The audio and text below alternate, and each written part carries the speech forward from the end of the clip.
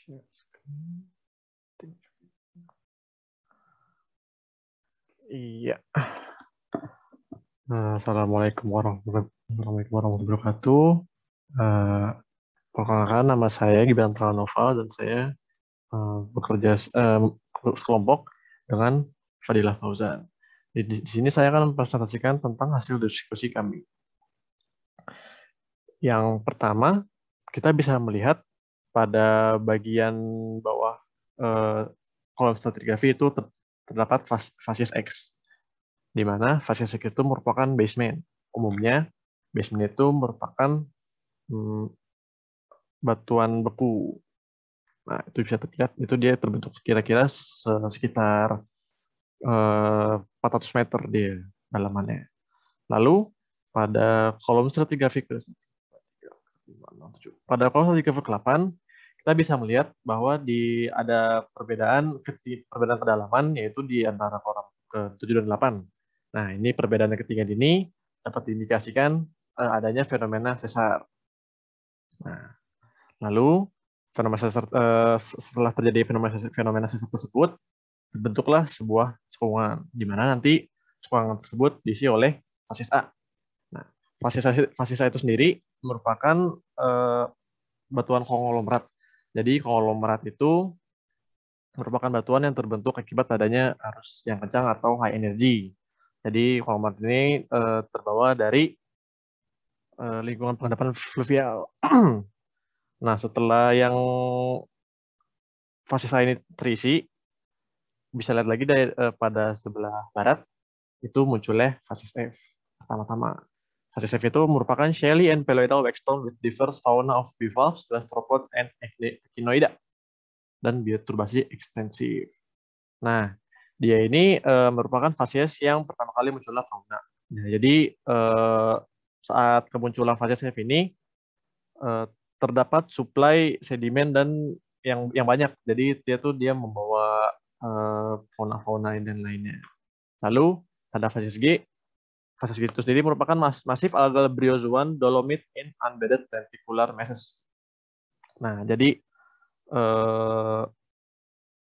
facies G ini merupakan terusan dari facies F, di mana dia itu mempunyai lenticular masses. Nah, di sini juga terbanyak fosil invertebrata yang juga including boring organism. Boring organism itu sendiri merupakan makhluk hidup yang dia itu menguburkan badannya, itu menggali ke bawah. Nah, itu terus. Nah, sampai di kolom stratigrafi ke-8. Pada kolom stratigrafi ke-8 ini bisa dilihat bahwa ada transisi dari facies G ke facies F. Di mana facies H maksudnya. Di mana facies H itu sendiri merupakan well-bedded calcarenite interbedded with thin calcareous shell. Nah, di sini yang merupakan highlight-nya merupakan adanya struktur sedimen berupa flood cast dan groove cast. Nah, flood cast dan groove cast ini sendiri merupakan struktur sedimen yang terbentuk di dasar tubuh air. Nah, indikasinya bahwa facies H ini merupakan dalam ceritanya. Tapi itu mendukung bahwa di situ tidak adanya keterdapatan fosil karena dalamnya itu fosilnya tidak akan ada karena mempunyai tekanan tinggi. Nah, tetapi bagaimana ini bisa ada dari langsung facies G ke facies H? Karena facies G itu mengindikasikan adanya fosil, tapi facies H tidak. Jadi istilahnya tidak ada zona transisinya. Nah, hal tersebut dapat disimpulkan bahwa adanya slope yang curam karena hasil dari sesar tadi. Jadi sesar tadi itu membentuk kayak kemiringan curam, jadi kedalamannya itu langsung berubah drastis. Nah, itu pada antara dari zona G ke zona H. Oke, terima kasih Gibran. Izin melanjutkan interpretasinya. Setelah event yang tadi diceritakan oleh Gibran itu selesai, terjadi event baru, yakni di mana fasies F yang awalnya adalah merupakan fasies yang terendapkan di shallow marine itu ditutupi oleh fasies C, yang mana diindikasikan fasies C ini merupakan terendapkan di daerah fluvial atau bisa juga delta karena dia memiliki sebuah struktur sedimen yang bernama crossbed ya. Nah, dari sini fasies C itu bertemu dengan fasies D yang kemudian bertemu dengan fasies E. Sedangkan fasies D dan fasies E ini merupakan fasies zona evaporit. Indikasinya adalah fasies D dan fasies E memiliki mineral yang dominan, yaitu mineral evaporit seperti halit dan anhidrit. Nah, kenapa bisa jadi evaporit? Dugaannya adalah pada awalnya kan yang event yang terakhir diceritakan oleh Gibran, si fasies G ini itu merupakan berada di daerah pasang surut. Di mana pasang surut itu kan daerah laut yang berbatasan dengan daratan. Nah, ketika event selanjutnya terjadi, yakni event CDE, itu air laut mengalami kemajuan atau yang dinamakan retrogradasi, di mana muka air laut maju sehingga mencapai daerah yang D. Nah, tetapi sedimen-sedimen yang terdeposit di zona D dan E, dia tidak menunjukkan sifat-sifat dari shallow marine, tetapi sifat-sifat evaporate. Mengapa? Karena diduga terjadi sebuah kejadian yang sangat dahsyat, bisa jadi perubahan iklim atau suatu kejadian yang lain yang menyebabkan shallow marine yang berada di daerah D dan E ini mengering, meninggalkan zona evaporate, sehingga sedimen-sedimen yang awalnya terdeposisi di shallow marine, mereka berubah menjadi menunjukkan sifat-sifat zona evaporate. Itu kira-kira. Nah, kemudian saat event ini selesai, muncul lagi event baru, yakni pada yang tadi itu ditempati oleh fasies C, itu ditutupi oleh fasies A, yang mana fasies A ini memiliki litologi berupa batu konglomerat. Nah, terjadi kesamaan antara litologi fasies A, di mana fasies A ini kan berada di atas dan fasies A yang mengisi daerah sesar yang di bawah. Seperti yang tadi Gibran sudah jelaskan bahwa batu konglomerat akan terjadi pada daerah-daerah yang sifatnya high energy.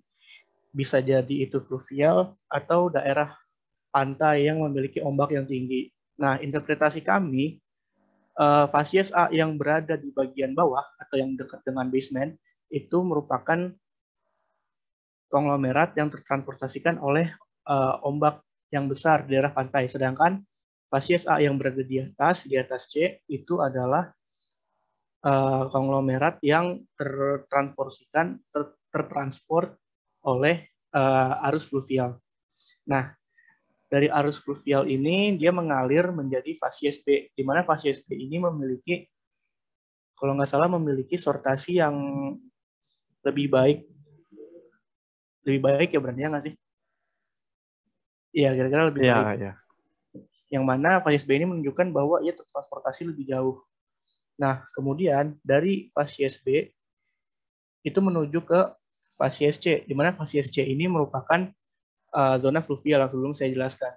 Nah, yang menarik di sini adalah, izin anotasi. Di sini ditemukan lagi, salah, maaf.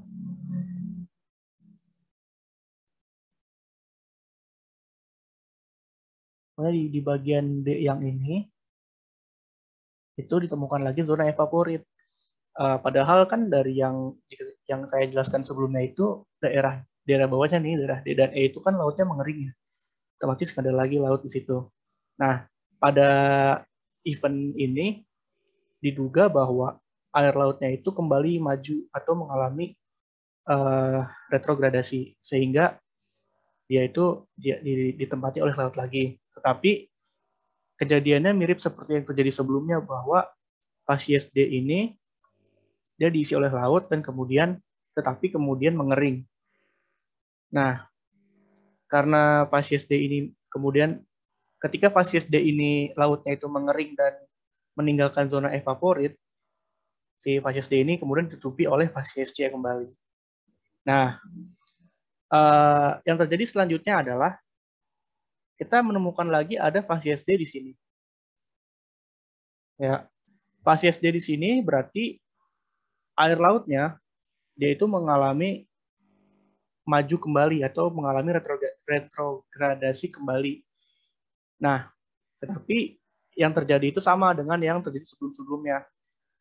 Jadi dia instead of dia itu lingkungannya shallow marine, dia justru lingkungannya adalah zona evaporit karena sedimen-sedimen yang tertransportasikan di sana itu belum sempat menunjukkan tanda-tanda shallow marine, tetapi lautnya sudah mengering. Otomatis bukti-bukti yang ditinggalkan adalah bukti-bukti yang menunjukkan bahwa fasies D ini adalah zona evaporit. Nah, perbedaannya dengan mengeringnya zona fasies D yang atas ini dengan fasies zona DE yang bawah itu adalah tahapan-tahapannya. Jadi kita lihat di sini bahwa fasies D yang atas itu dia mengeringnya lebih bertahap dibandingkan dengan gabungan fasies DE yang bawah. Bisa kita lihat di sini bahwa fasies D yang paling ujung ini, nah itu dia merupakan batas maju terjauh dari si laut yang tadi. Ketika batas yang ini sudah mengering, kemudian terisi oleh sedimen C, fasies D ini masih memiliki zona laut yang mengering. Kemudian diisi kembali oleh C, kemudian ini juga diisi kembali oleh C, kemudian ini kembali diisi oleh C, ini mengering, terus hilang, ini juga hilang, diisi kembali oleh C, ini juga hilang, diisi kembali oleh C. Sehingga jika dilihat melalui kolom stratigrafi, ini akan membentuk seperti tangga, yang mana menunjukkan bahwa air lautnya ini mengering secara gradual atau secara bertahap. Nah, dari sini, secara umum, fasies zona evaporit yang mengering secara bertahap ini akan tertutup oleh zona C, di mana fasies zona C, di mana fasies C ini merupakan fasies yang memiliki lingkungan pengendapan fluvial. Nah, ya, karena dia memiliki crossbed. Nah, setelah event ini selesai, setelah kejadian ini selesai hingga dia mencapai fasies C ini juga selesai menutupi zona evaporit, kolom stratigrafi berikutnya diisi oleh sedimen-sedimen yang lebih muda atau younger rocks. Ini adalah Y yang menandakan younger rocks, di mana sedimen batuan muda ini tidak ada informasi jelasnya di bagian penjelasan fasies, sehingga kita tidak bisa menginterpretasi kolom stratigrafi ini lebih jauh. Seperti itu kira-kira. Terima kasih. Mungkin itu saja dari kami. Mohon maaf apabila ada kesalahan. Assalamualaikum warahmatullahi wabarakatuh. Assalamualaikum warahmatullahi wabarakatuh.